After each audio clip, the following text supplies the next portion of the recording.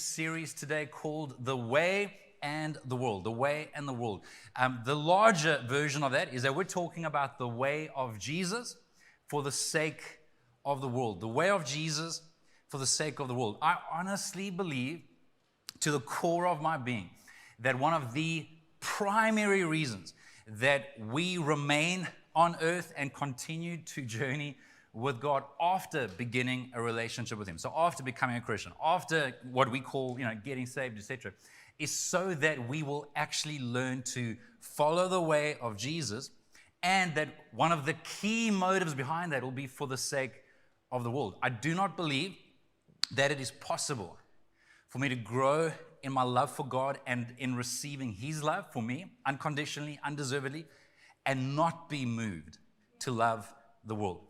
You're not going to like everything. In fact, there'll be many times where you strongly disagree. You may even have an enemy in the traditional sense of the word. But when your life is being transformed by God, by the love of God, by the grace of God, the more that I realize how undeservedly kind and patient and gracious He is to me, the more that something starts to take place on the inside where you can even love your enemy, where you can bless those who curse you, where you can bless those who persecute you. These are Jesus' words.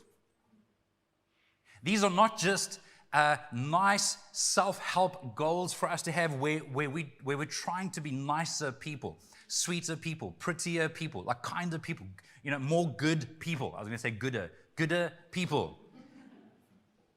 Because I don't like using the word better in this case. Because we want to be good, right? It's not about that. We can't make ourselves love the world, sacrifice for the world, serve others, persevere with others. To some extent you can, but we cannot, from the core of our being, genuinely, truly love people the way Jesus did without growing in a relationship with Him. And the implication of that is that I'm then going to actually follow Him. I'm going to follow Jesus. And one of the outcomes, one of the fruit of that is that I'm actually going to care about those around me. Where you live, where you are at work, where you are at school, your family, even though you wish you might have had a different one, or maybe you're wishing that you had a different spouse, maybe you're wishing you had a different parent. I'm saying wherever you are, it's possible that God can do such a work in your heart that you can genuinely be light and be salt wherever you are. Romans 12 verse 1 is quite a well-known passage for those of you that are familiar with the New Testament, written by Paul the Apostle to a large group of Christians, one of the most significant books in the Bible theologically. And he's just spent 11 chapters unpacking what it means to actually have a relationship with God. Like, it's dense, it's rich with theology. And trying to explain what salvation is and what it means to be saved by grace and to walk in those good works and to actually care about others and to want to share the message.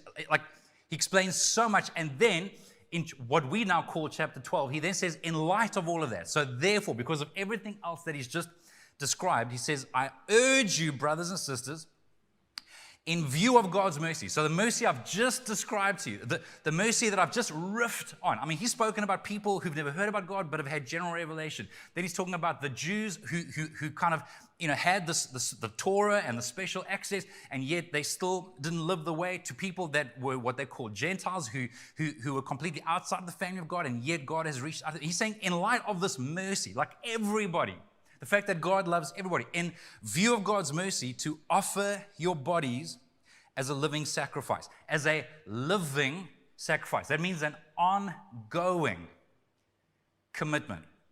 The problem with a living sacrifice is that it can jump off the altar.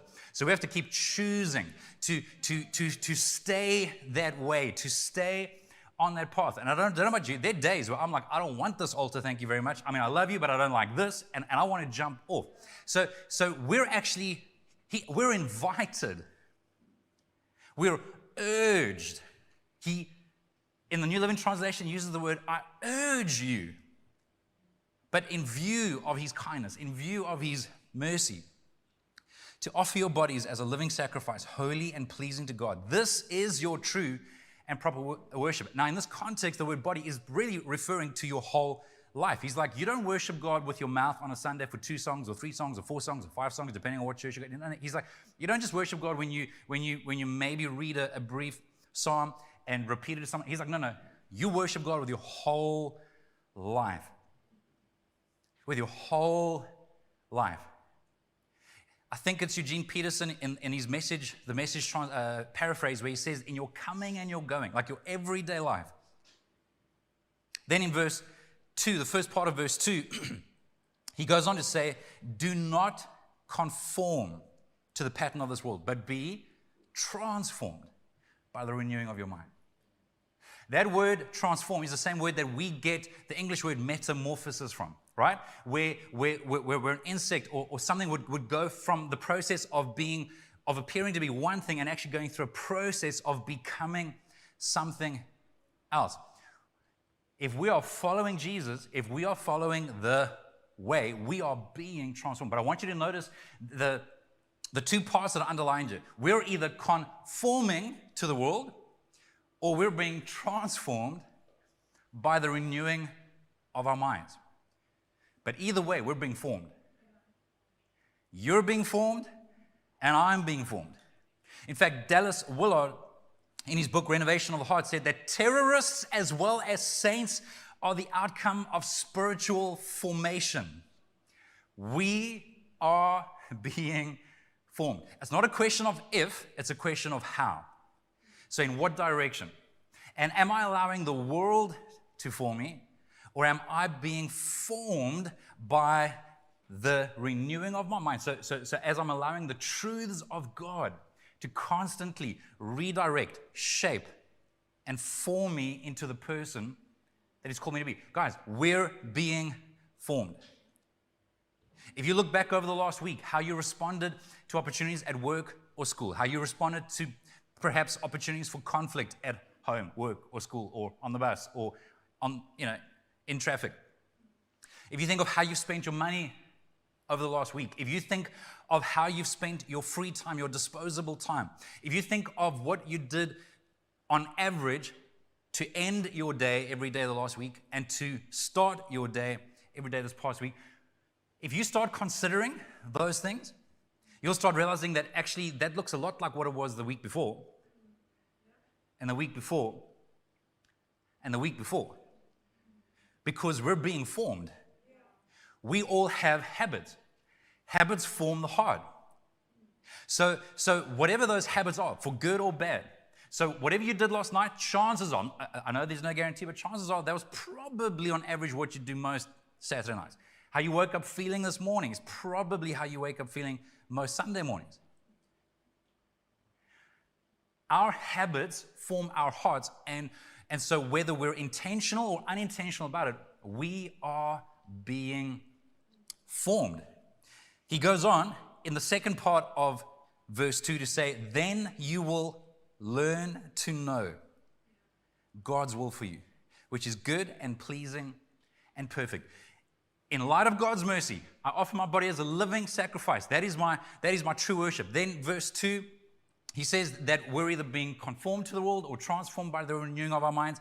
And as we are allowing our minds to be renewed, we will then learn what God's will is. And the reality is God has a will for our lives. It is good. It is pleasing. It is perfect. And I can't help but wonder if some of us have settled for way less than what God actually offers. I've got no problem with you settling less than what the marketers offer or what the world offers. But don't settle less for less than what God offers. God actually has a good, pleasing, and perfect will for your life. I believe that to follow God and to walk with Him imperfectly, but trying to do it consistently, I believe that it will result in human flourishing.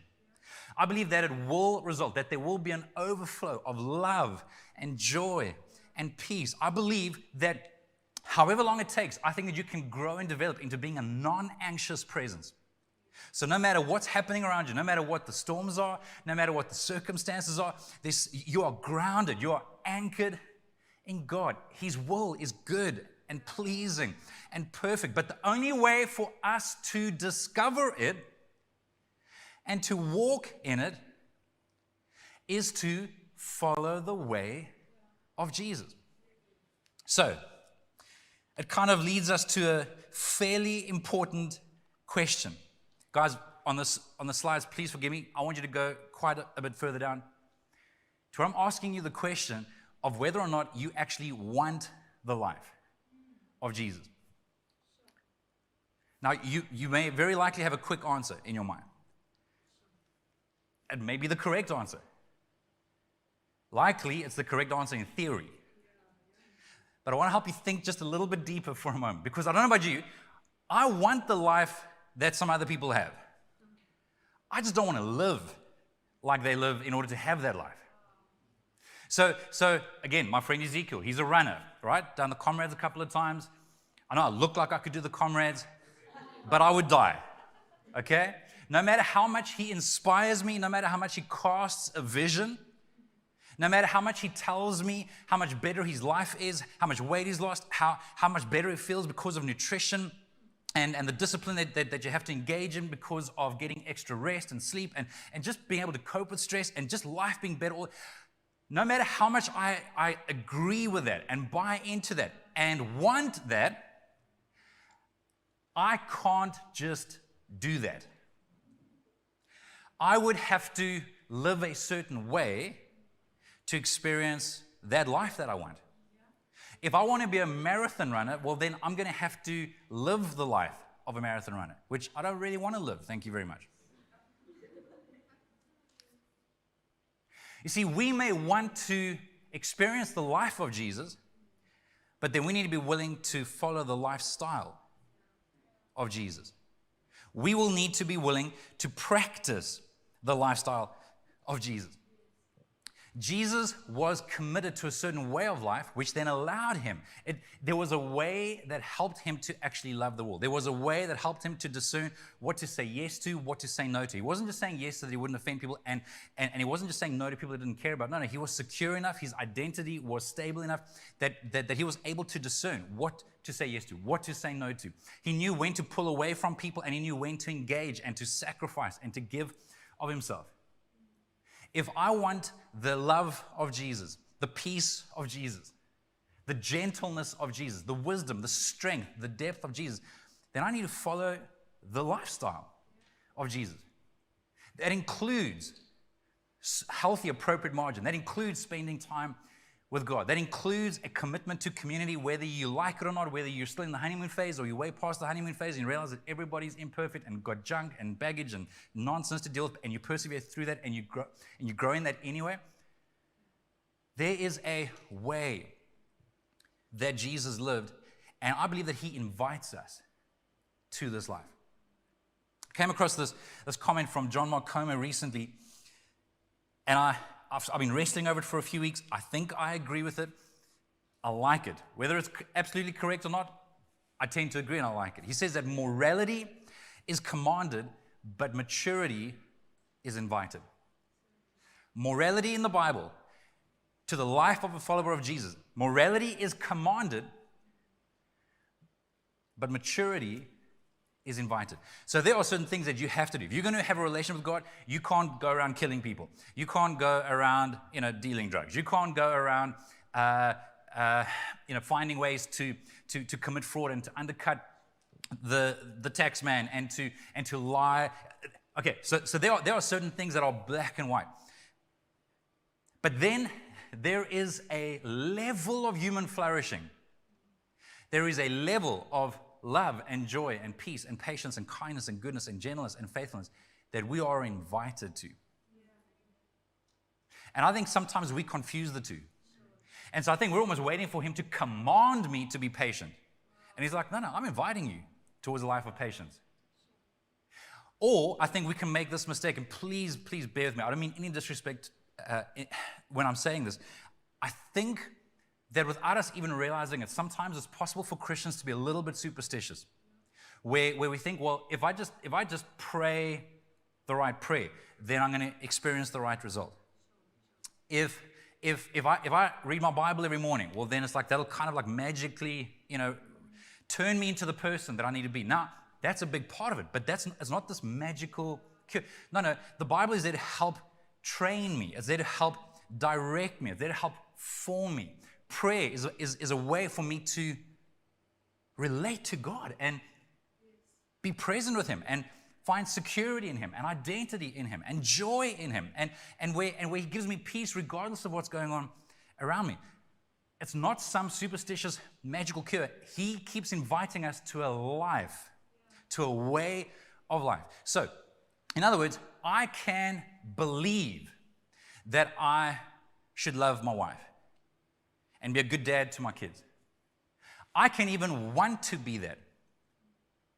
And I can think, well, okay, to be a godly husband, a godly father, a godly man, okay, as long as I spend like a good 15 minutes, 30 minutes, hour, fill in the blank, every morning with God, okay, then surely I'm going to just be this.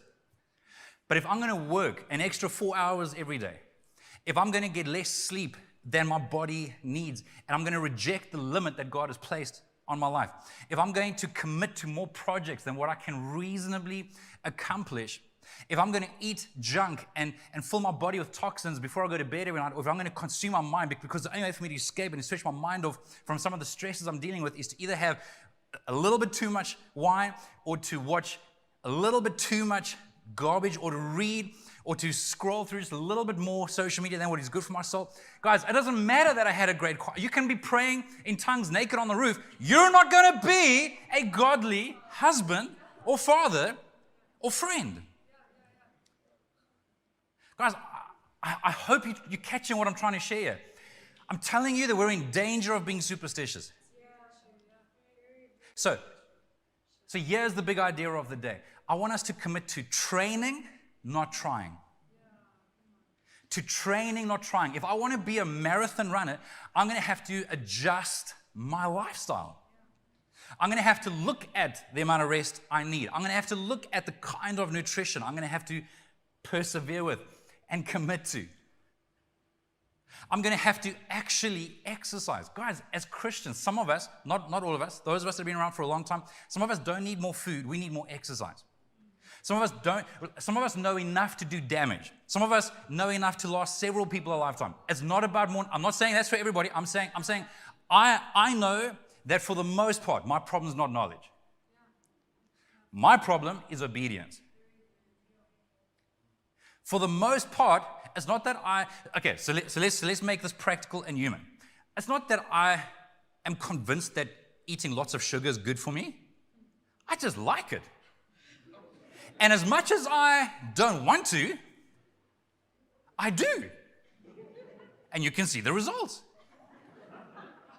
So I can, now, by the way, and next week I'm going to get way more practical. I do believe that there are spiritual practices, which I've started to engage in, like spiritual disciplines, like fasting, which I think is one of the only. So if you're struggling with a fleshly appetite, food, lust, then you do the opposite. Okay, I'm going to starve that human fleshly appetite.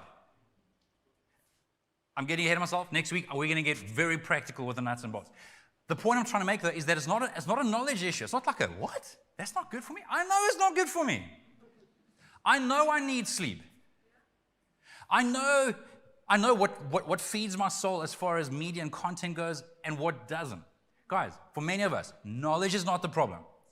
Training is the problem. Actually forming practices of the way of Jesus that leads to the life of Jesus for the sake of the world. Paul, again, writing in a different part of the New Testament, says in 1 Corinthians 9, verse 25, all athletes are disciplined in their training. They do it to win a prize that'll fade away, but we do it for an eternal prize. Athletes are disciplined in their training. We're called to be disciplined for an eternal prize. I can't tell you how much it humbles me to think of the amount of discipline that athletes, any athlete, think of any competition, but where it goes kind of like to the highest level, whether it's the Olympics, whether it's athletics, swimming, soccer, rugby, the amount of discipline that a person puts in for a lifetime up until that point, in the hope that there'll be one in arguably probably several million, or in some cases hundreds of millions, or when it comes to the Olympics, one in, how many people are we now? 6.5 billion? How big is the world? Anyway. And that one person that succeeds, it may be a popular enough event that they get enough. So you may be Usain Bolt. You may be Lewis Hamilton. I mentioned a couple of weeks ago that I've started actually getting into F1. But for the most part, you wouldn't have a clue who most of these people are. I know who Michael Phelps is. Many of you would too. Olympic swimmer. I think most decorated Olympian of all time. You're going to struggle to name another Olympic swimmer. Sure, we may know a couple of South Africans, but you don't know who came second or third in all of Michael Phelps' races. Yet there's this determination. There's this discipline. There's this training. And I'm not taking any of that away. Please don't hear what I'm not saying. I'm saying I respect that, and then it really humbles me that I'm not willing to put in a fraction of that effort to what actually lasts for eternity. Where I don't just hope to have a good relationship with my kids, where I don't just hope to have a good relationship with my wife, where I don't just hope to have friends that'll be there when I'm struggling, when I'm in my darkest moments, that'll have my back. No. I need to be disciplined in training. You see, trying is different. Trying is me saying, I want to be able to run a marathon. I'm going to put my most comfy shoes on tomorrow morning, and I'm going to go run a marathon. How many of you think I could go and run a marathon tomorrow?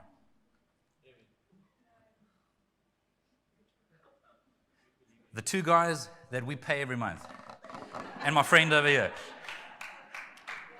There's no one thing I can run a marathon. Yeah, it's like, it's a fail. You're probably right, okay? How many of you think that with the right training, so in other words, the difference is, okay, tomorrow morning I put my best, most comfy shorts on, I put my tackies on, and I head out and I'm running 42 Ks. Because I'm going to try. Right?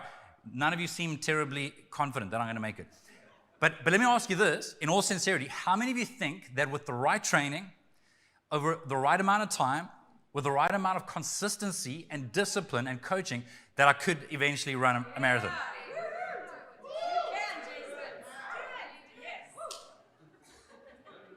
I'm pretty confident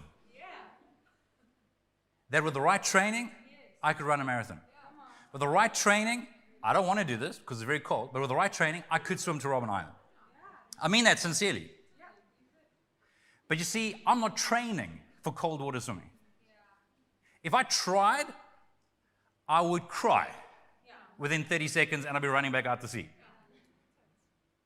But people that train their bodies, that get used to pushing through that pain and discomfort of swimming in cold, open water. Guys, you can train for a godly marriage. You can train for being a patient, present, a non-anxious presence at work and school. You can train in being someone that is honorable in a dishonorable society. You can train yourself to stop adding to the vitriol that exists on social media. You can train yourself to pray for those who curse you, to bless those who harm you. We can train ourselves to forgive when it's actually unforgivable. We can train ourselves to find peace and joy and hope in God. Stop trying. Let's train. Let's commit to the way of Jesus for the sake of the world. There is a way. I'm so convinced that there is a way. You can experience the life of Jesus if you will be willing, and if I will be willing, to apply ourselves to the lifestyle of Jesus. It burdens me. It burdens me. How many people? So, in the last 24 years that I've been doing what I do full time, I have arguably seen thousands of people come and go. And that's no shame or condemnation. I'm saying that's a source of burden.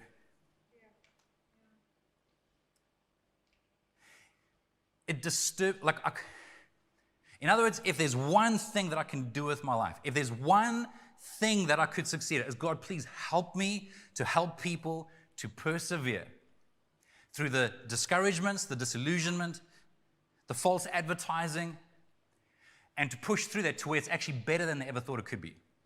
So I'm saying of the thousands of people, guys, if I even just think of the pastors in our group of churches that I've been in for the last 24 years,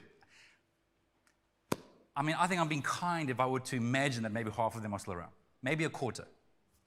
Statistically speaking, people that started in the ministry, in full-time ministry, at the age that I did, 9 out of 10 will not finish in the ministry. I have to imagine that one of the most significant reasons for that is just flat-out discouragement and disillusionment. Because you're trying, you're declaring, you think, and I'm saying, no, there is a way. If we're just going to leave it all ethereal, if we're just going to try and convince people that if you just pray the right prayer and just make sure you read the Bible every day, everything's going to work out. Guys, it's not less than that. So don't throw out the Bible and pray, please, for crying out loud. No. It's not less than that, but it's so much more than that. We are called to follow Jesus with our whole lives. There is a way to live out the will of God. I remember so clearly where I was sitting, I guess 13, I don't know, yeah, maybe 10, 11 years ago. When I was wrestling over this question with God of whether or not He wanted us to adopt our oldest daughter. So we'd met Micheline through a home here in the area. She started coming to us for weekends, and then school holidays, and the relationship developed over, I don't know, I guess about 2 years or so. And then this thing started to like really just constantly wrestling inside of me. God is and every time I think about it, I just felt like God was saying like, Jason, you know the answer. And I can remember where I was the day. We were actually on holiday, I think it was in December. We were staying at a friend's house in Amarnas. I can remember where I was sitting outside on the stoop, where I felt like God kind of said to me, Jason, stop asking the question. You don't need to know you already know my will. The question is, will you change the way that you live so that you can do my will? So in our case, look, I know you all think that ministry, like you're balling it financially. Not really. Okay, so there was quite a bit of faith involved, and anyway, the bottom line is that I knew, and it wasn't. There was no condemnation. There was no pressure. You see, some of us wait for God to pressure us, to make us do something. God, I'll fast if you make me fast. God, I'll give if you make me give. And I think sometimes we expect of God what is actually true of the devil. The devil will try and possess you and make you do something. God doesn't do that. He invites us. Morality is commanded. Maturity is invited. And so it's the weirdest thing. I didn't feel any pressure. I just felt clarity. Jason, like you know my will. Will you live the way that will enable my will to be achieved? I don't have to pray about whether or not I need to stay faithful to my wife. I don't need to pray about whether or not I need to be a present father. I need to make sure that I'm committing to living the way.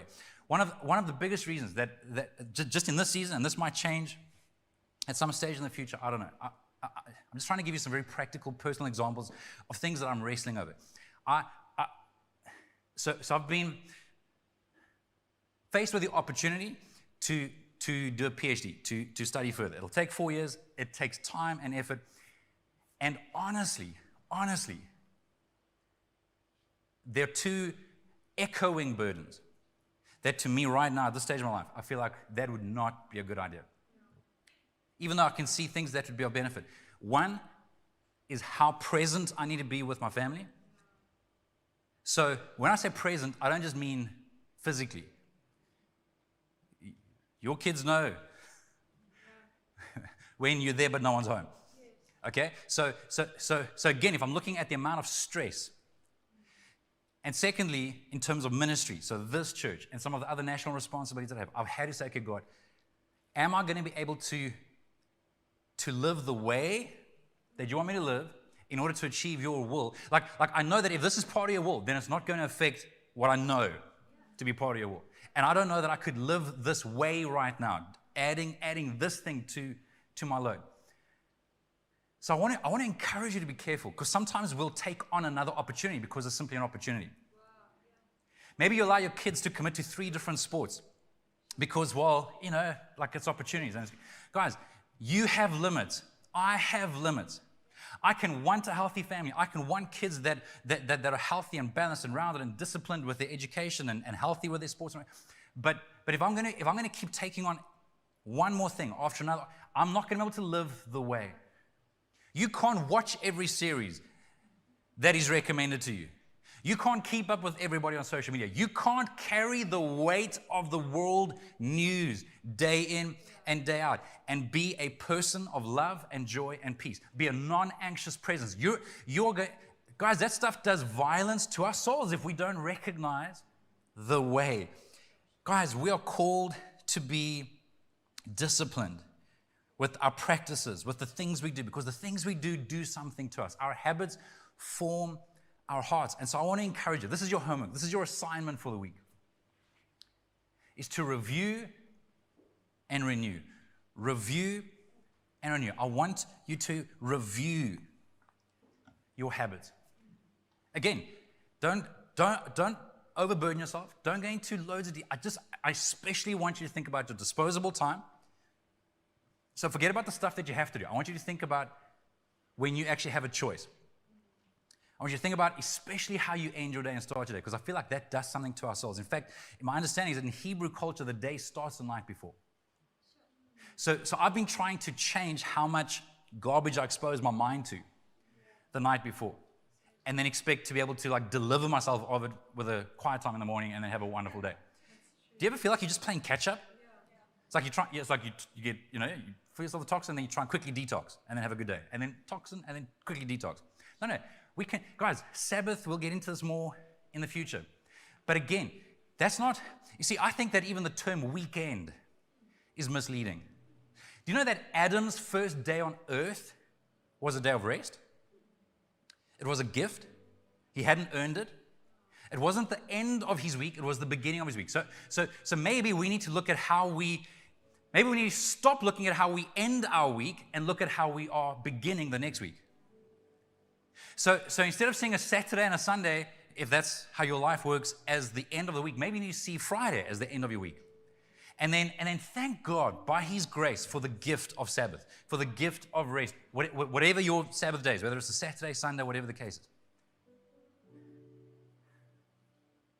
And see it, instead of being the weekend, see it as the start of the week, the new week.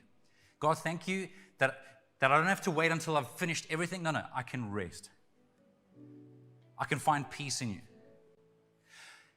This might sound like such an exaggeration, and maybe it is. But don't tell anyone.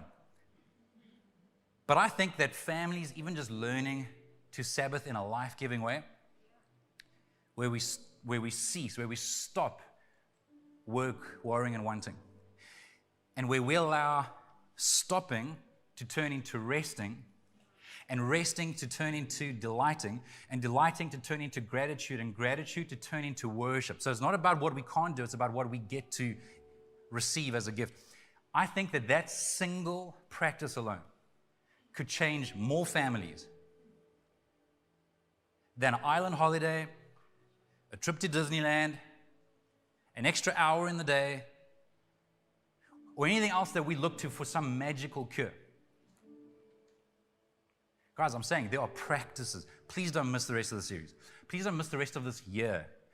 Like seriously, guys, this isn't for today. This isn't for this month. I want us to catch something, that there is a way to do life that leads to life, and to life to those around us. Where even if people are saying, I'm not sure about your God, but there's something compelling about you. Like there's a peace, there's a presence, there's an anchoring, there's just something that then actually whets their appetite to want to find out more about God. But guys, it's not going to be because we believe the right things. It starts with that. Again, it's not less than that. I'm saying it only begins with that. So here's my question to you. Do you want the life of Jesus? Now that you know that there's a price attached. Not a price of earning. Remember, I've mentioned this before. Dallas Willard said that grace is opposed to earning, not effort. It will take effort. Again, that's like that's a lie. That there's going to be no, there's effort. But it's not an effort towards earning. It's an effort towards training. Come on, stand with me. I want to pray for you in a moment. I don't have time to show you this clip, but maybe you can go and find it. There's a great series that has been made recently called The Chosen. Well, when I say recently, I think last year sometime.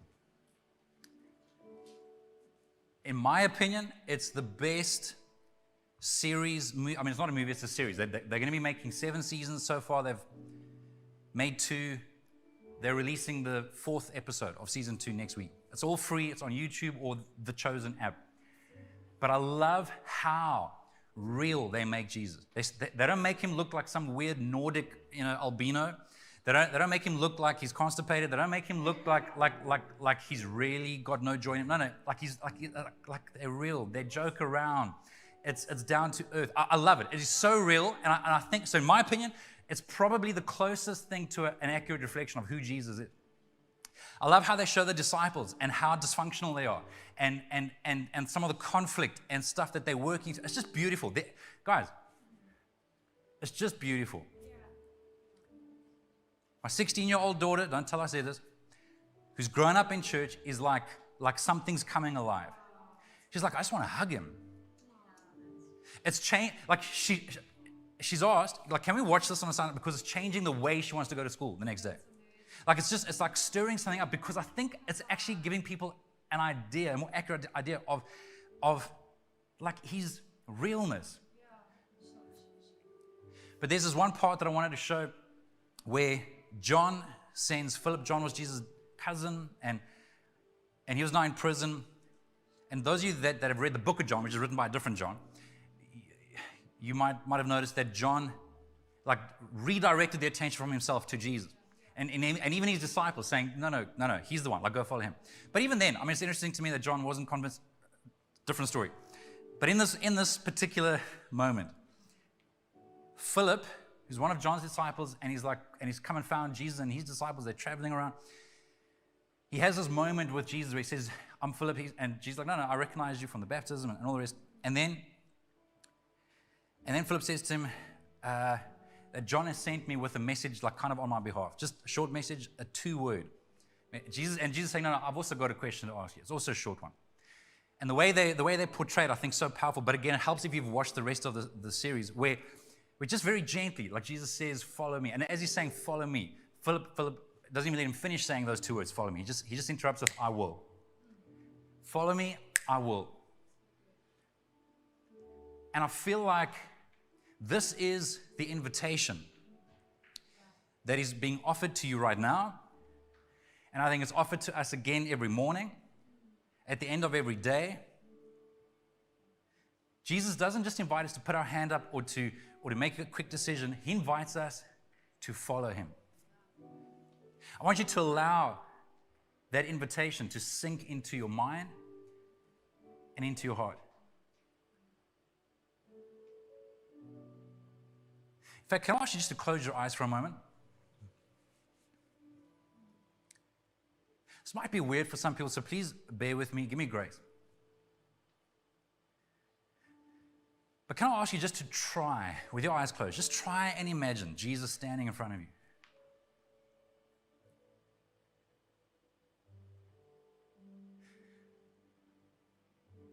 Because I do believe he's present with us. I just think that because we can't see into the spirit realm, we think that what we see is more real than what we don't see. And yet, I think that Jesus is more real in your life than the person standing next to you.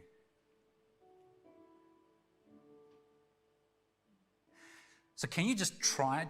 Just try and picture, imagine Jesus standing in front of you. I want you to imagine him actually having a gentle smile on his face.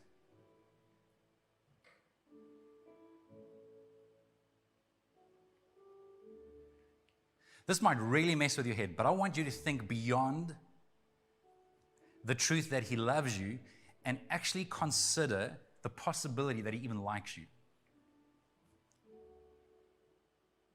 That He's not waiting for you to get your act together. That He's not waiting for you to stop all your sin. That He's not waiting for you to deal with all your baggage. That He's not waiting for you to be perfect. Is it possible that He doesn't only love you more than you can imagine, but that He actually likes the real you? Not the you that you present to others, but the real you. And as you're imagining Him standing in front of you with a gentle smile on His face, without it being pressurized,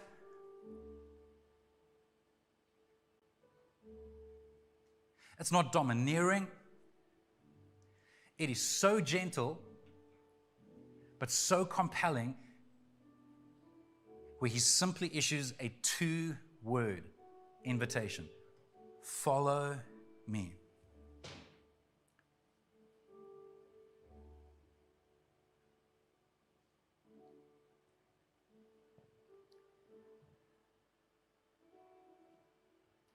I feel like the correct answer to that question for some people standing here today, I don't say this lightly, my sense is that there are people here that if you can see the real Jesus, if you will hear the real invitation, and if you will sincerely say, whatever the cost,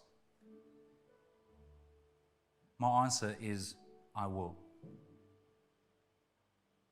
I am convinced that your life will change. I'm not convinced that your life will be easy. I'm not convinced that you'll have everything you want. I'm not convinced that Jesus will tick every box that you imagine. I'm saying your life will change. And in the end, it'll be better than you ever could have imagined. Follow me. Follow me. Follow me. It's an invitation. What will you say?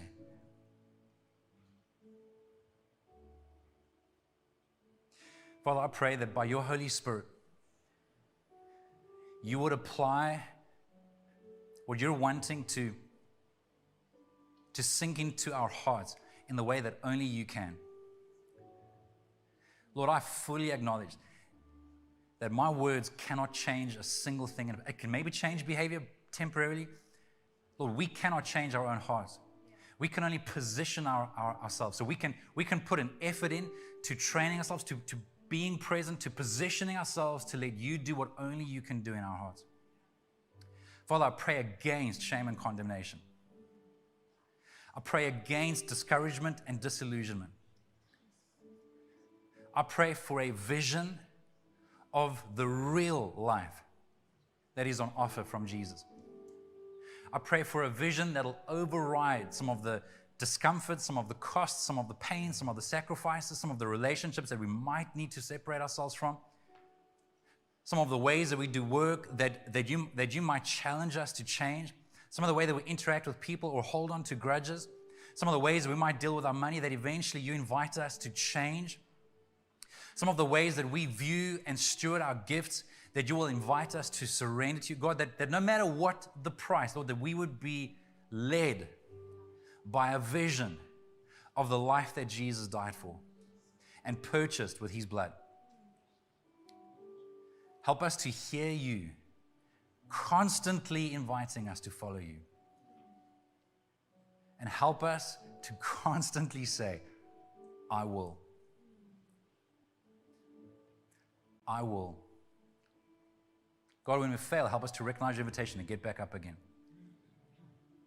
God, when we drift away and allow ourselves to become distracted, help us to hear you warmly inviting us to come back. God, help us not to see the narrow path as something that's narrow-minded in a negative way. Help us to see it as the path that leads to life. In Jesus' name I pray. Amen. Amen. Guys, I know that we've gone over time, but I just want to tell you that I honestly think that there's some people